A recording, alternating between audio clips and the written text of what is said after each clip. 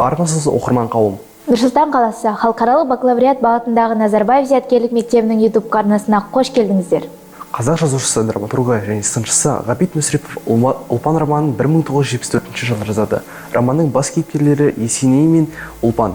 Есеней атақты бай, билеуші, батыр. Есеней өзінен 40 жасқа кіші Ұлпан атты қызға ғашық болады.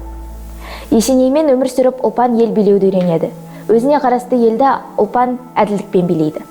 Есеней қайтыс болғаннан кейін жалғыз қызы Біжікенді Торсан деген жігітке тұрмысқа бермекші болады. Ұлпан және оны қолдаушылар да Торсанды Есенейге лайықты жігіт деп ойлайды. Бірақ та Біжікен қоласынан қайтыс болады. Жалғызынан қайтыс болуына және Торсанның қорлығына шыдамаған Ұлпан у ішіп өледі.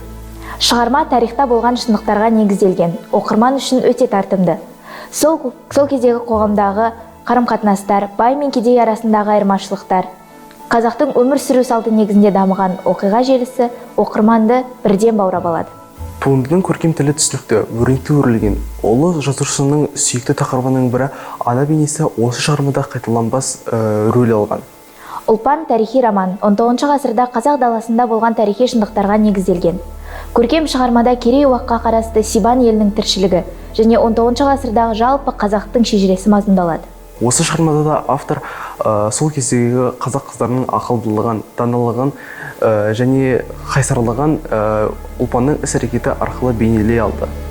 Романның аудиториясы 14-15 жастағы жасөспірімдерден басталады деп айта аламын.